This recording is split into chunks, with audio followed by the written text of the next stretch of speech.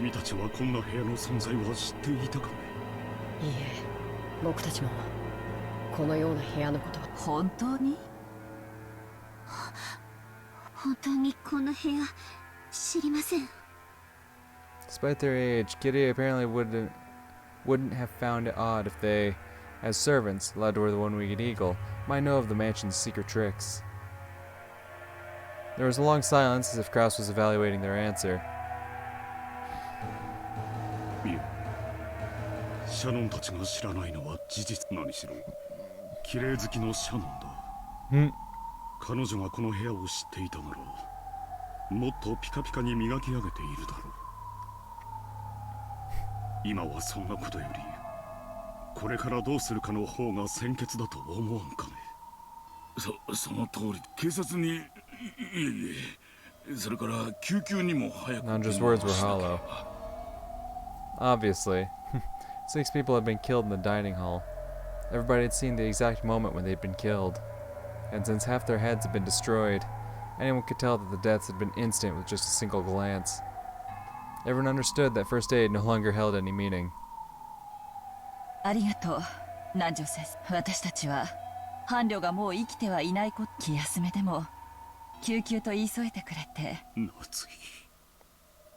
Yeah, you better show some goddamn remorse. Once again, a gloomy silence dominated the atmosphere. Kraus shook his head harshly over and over, for the time being. Decided to forget the pain of losing his wife, to dedicate himself to figuring out where they were.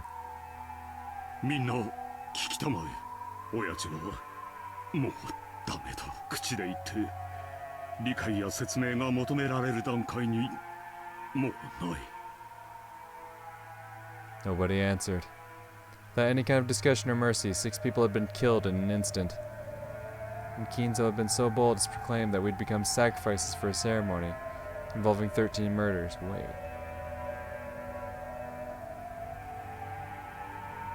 There's Nasi, both of George's parents, Rudolph, Genji.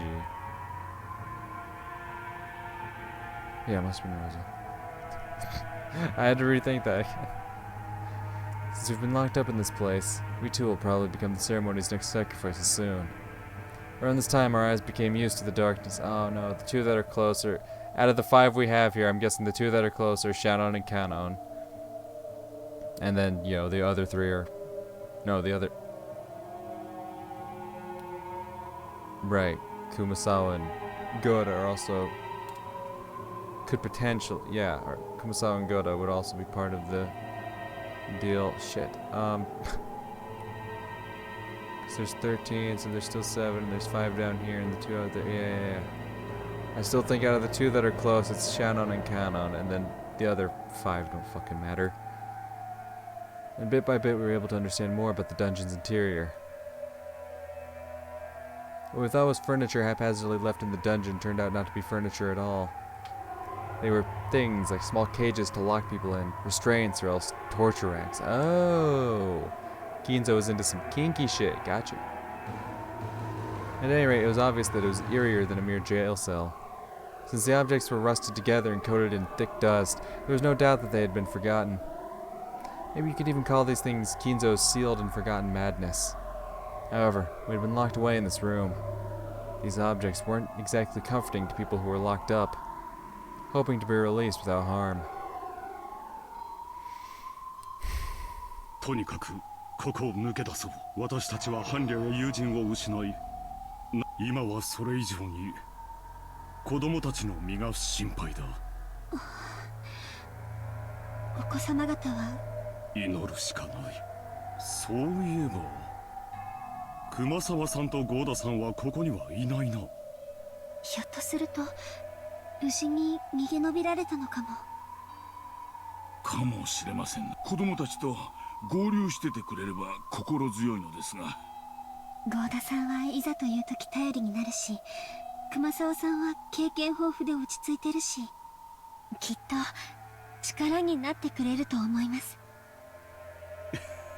そうだといいがな。Shannon and Kraus smiled bitterly a little, but they quickly realized how improper that was and stopped, clearing their throats.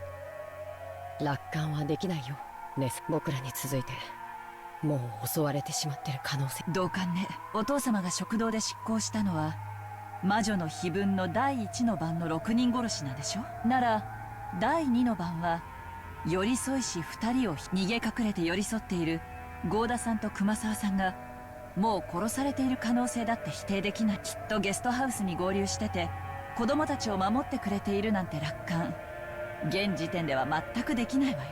Kyrie coldly analyzed the worst case scenario. For her, it was heartbreaking to have lost her beloved husband. But right now, the most important thing was protecting that husband's son, along with the other children, from becoming the insane family head sacrifices. She overcame her sadness with the parental urge to protect children from sorrow. It seemed that both Kitty and Kraus were strong enough to forget about their grief, if only for the time being. They would let their tears flow later. In order to protect the children, they had to act. とにかくここを脱出しよう。相当古い牢屋のようだ。なんとか鉄格子を破れないだろうか。室内をくまなく探して脱出手段。ここにはガラクタがいろいろあるわ。何武器になるものがあるかもしれないし、鉄格子を破れるものがあるかもしれない。 Kitty pulled a lighter from her pocket. She herself didn't smoke, but she kept one tucked away in her pocket to light Rudolph's cigarettes. It was an extremely valuable source of light for searching in this dim dungeon. シャノンはキリエさんを手伝い、室内を探索してくれ。カノンは私と一緒に鉄格子の具合を確かめてみ。これだけ古い牢屋だ。ひょっとするとガタが来ているかもしれない。私は何をお手伝いしましょうかな。Moral support. 体力を温存していてください。やがてここに親父殿が親父殿に言葉が届くのは南條先生だけである意味。南條先生に我々の命は握られているかもしれない。私の言葉など申し訳ないが、そのお役には立てそうにない。なら南條先生の人間を即座に混沌させるような毒って存在するのかしら。人間を即座にどういうことですか？私たちは落とし穴に落とされて、あの混乱している場で私たちはそうだったろうと信じたわ。でもこの地下牢の広さ、この地下牢があの食堂の地下というのはありえないことなのよ。They were drugged. どうしてありえないってわかるんですか？姉さんはバカだな。この地下牢は食堂に比べて Yeah, 狭 they すぎる。 couldn't all have fallen in here. その通り。1番目に落とされたのはクラウス兄さん、2番目が私。クラウス兄さんはこの部屋に落ちてきた時、その場を動いたかし。お恥ずかしながら落下の痛みでうめいていたよ。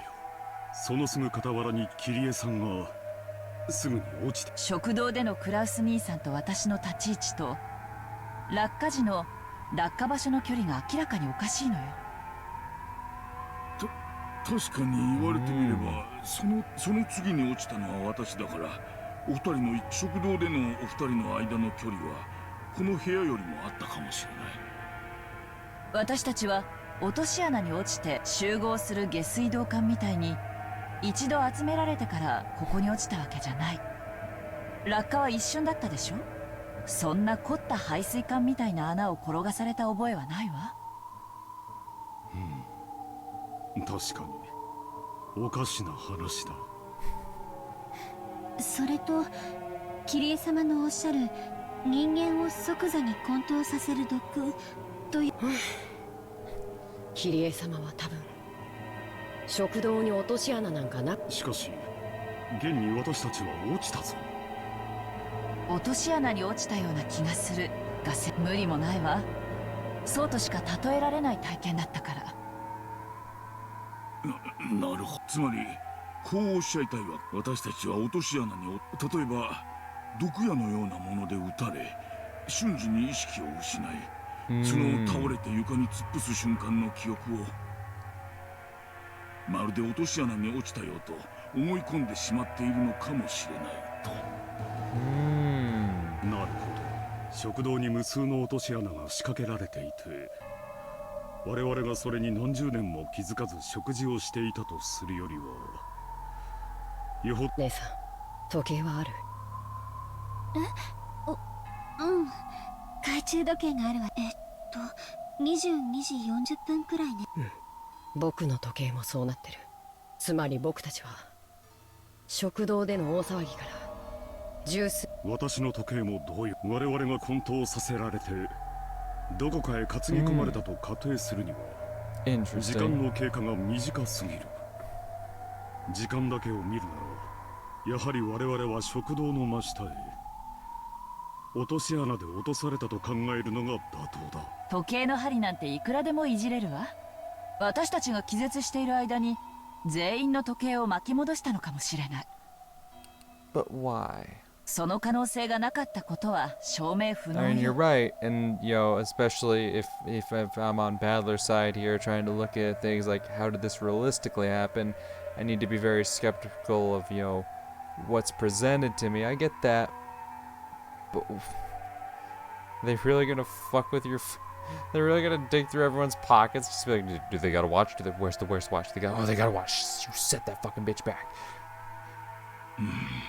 落とし穴にせよ、混沌させる毒にせよ、私たちは用心するに越したことはないというわけですな。それで南條先生、混沌させる毒は存在するんですか？それは桐江さんの論法と同じです。私の知らない未知の毒物にそういう行為。用心に越したことはない。ごめんなさい、無駄な質問だったわ。ただ私の仮説により、この地下牢が食堂の真下とは限らないという。なるほど。広大な森の中のどこかに隠され、親父殿の隠し屋敷の地下牢に運び込まれている可能性もある。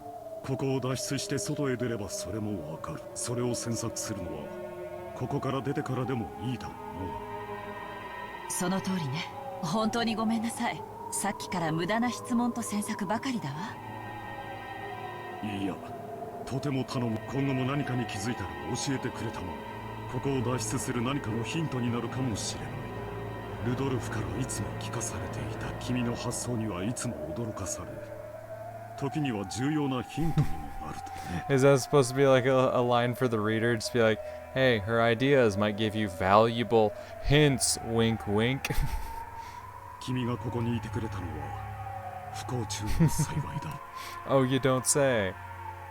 ありがとう。私もルドルフさんに聞いてるわ。クラウス兄さんは普段は威張っているけれど、いざという時は責任感にあふれる頼りがいのあるさすがにそれは世辞が過ぎるね。くそ。それにしても頑丈な鉄格子だ。カノンの方はどうかね。いいえ、こちらも全く。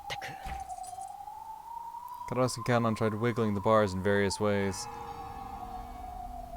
There are a few bars that could be twisted, and a few had enough space to rattle a little bit around in, but they couldn't be broken with human strength alone. However, there was still hope if they could use some kind of lever-like tool. Still far too early to give up yet. The children's lives were hanging in the balance. Even if there was no hope, they couldn't stop their struggle. It was better for them to act this way. If they were to stop, there's no doubt they'd once again be overcome by the grief of losing their loved ones and curl up, clutching their knees.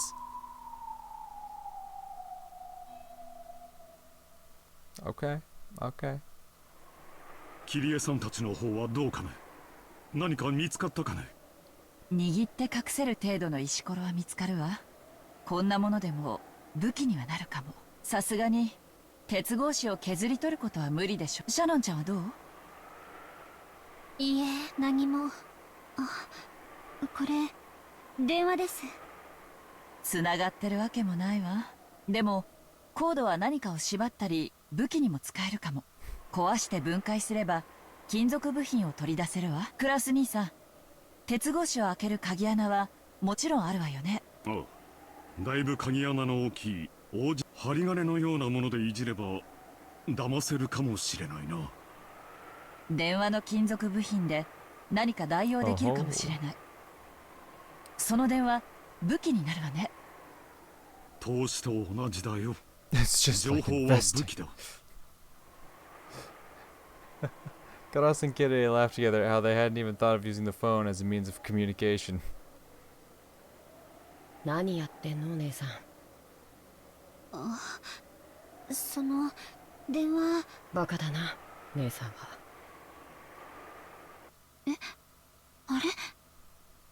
At that point, Shannon let out a small surprised cry. キリエ様、この電話つながってます。なんですって？ Oh? It was like when people move out of an office, taking everything with them, leaving only the telephone behind. That's the feeling the phone gave off, having been left in the corner of the cell. The cord was wound into a coil, the tip of it being swallowed by the wall. Just looking at it, there was no reason to assume that it wasn't hooked up. But to think that it actually was. Kitty took the receiver from Shannon and pressed it to her ear. Certainly, the electric hum of a phone was a familiar sound. And his phone was certainly live. なんという幸運。警察へ連絡しましょう。待ちたまえ。話がうますぎる。盗聴されているんじゃないのかね。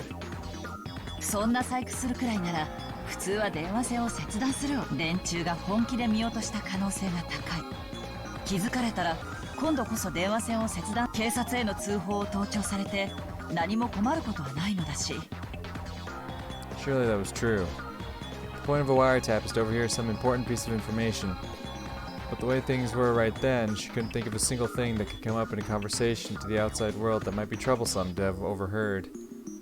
Kitty instantly concluded that it was more likely to be a mistake on Kinzo's part than a trap. 確かに一理あります。外線は確か0番からだ。カノン君、私は電話するからあなたは外の様子を伺ってくれる。誰かが近づいてくる気配があったら知らせて。はい。 Callan raced off towards the iron bars, silenced his breathing, and strained his ears. As everyone present watched her, Kitty dialed 110. However, she pushed the hook down and redialed many times. Didn't seem to be working very well. 外線は0番から110番は0110じゃないの？うまくかからない。貸したまえ。私がかけよう。Kadash took the receiver in Kitty's place and tested various things.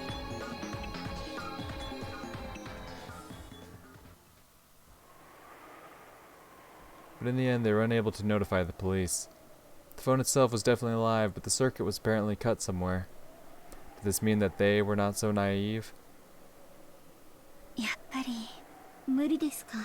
敵も甘くはないってことね。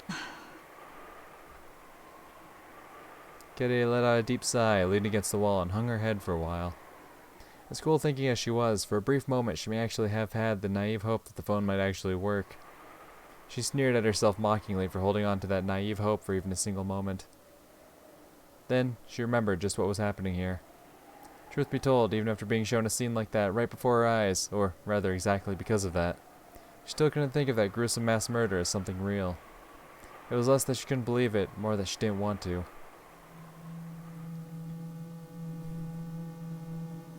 Yoshirami Akinzo killed 6 family members. He summoned strange witch-like, demon-like people right out of thin air, and with something like magic, began to kill people one after another. It's just all so screwed up. Even though she definitely saw it, there was no way she could accept that spectacle. そんなことあるわけがない。あれはきっとお父様の友人か何か。それがあらかじめ食堂のどこかに隠れていて、手品的に突然姿を現して私たちを驚かせただけなんだわ。そう考えなくちゃあのめちゃくちゃを説明できない。But when those 6 had had their heads blown apart, a golden arrow had flown around and around the room. That had truly looked like magic. Was that another thing we just saw wrong? There's no way it was magic. It was definitely some kind of setup. Since those heads were smashed, there's no doubt it was some kind of explosive.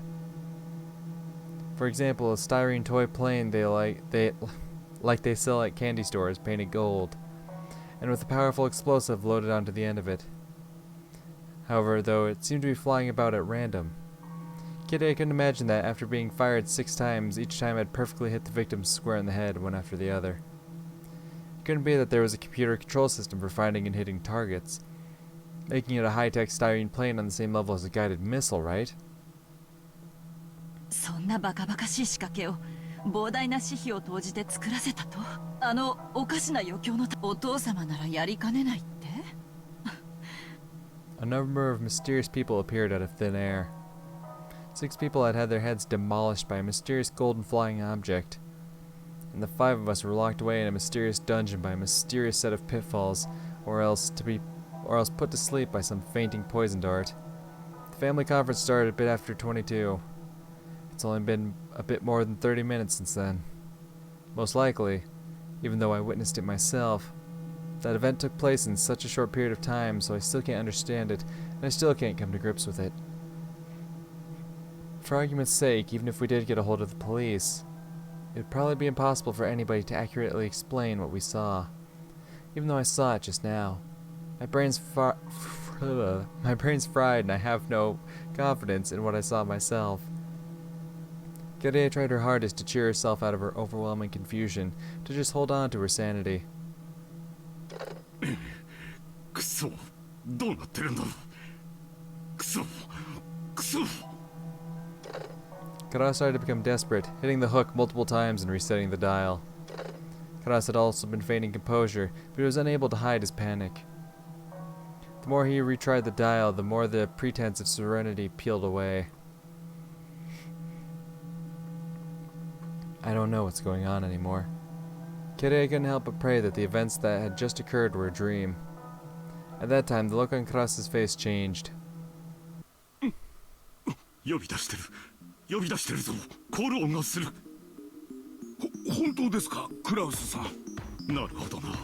親父め、警察に連絡されまいと外部への電話線は切断したらしいが、内線は切断し損ねている。内線？クラウスさんはどこにかけているの？ゲストハウスだ。ジェシカたちの部屋の内線番号にかけている。もしもし、もしもし、私だ。お前は誰か？ゴーダか？ジェシカはいるか？無事か？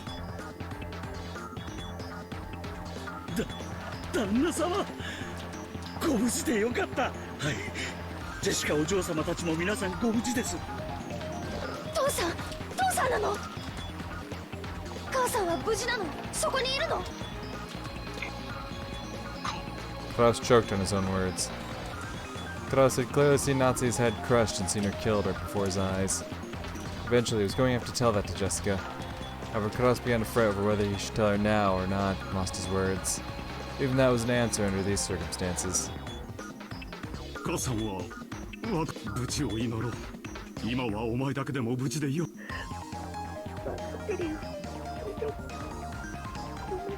Jessica's voice was filled with tears. Klaus was certain now. Jessica and the rest had heard everything, start to finish, after meeting up with Goda and Kumasao at the guest house. When they learned that 6 people had been killed, they must have been anxious to rush over to the dining hall. Luckily, he had been able to call before they had stormed off towards the mansion. Klaus was relieved at his good timing during such a tragedy. ここには今、キリエさんと南條先生、それにシャノンとカノンが地下牢のようなところに閉じ込められているが、こっちは父さんたちでなんとか。どこ？助けに行く。 God damn it, Jessica. You gotta stop the heroics. It's always Jessica's like, we gotta do something. We gotta go do something. It's like, Jessica, I hate to hit you with this again, alright? But you're the last person who's gonna be able to do something. I know I already grilled your ass over this back in episode 3, but it's still true. Especially now that a lot more people are alive, like... There's not a whole lot you especially can do. 食堂の真下だと思っているが、そうでない。とにかくジェシカ、そこを出てはならん。ゴーダたちから経緯は聞いているか？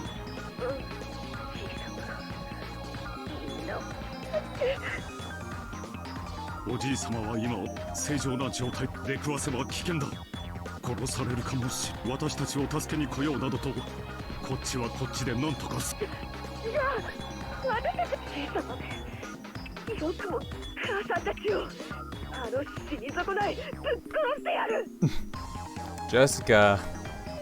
Jessica, do we need to have this conversation again? Like, this is a brand new game, brand new episode. I think we need to have this conversation again, Jessica. You're not gonna kill anything. Especially not Big Man Kinzo, alright?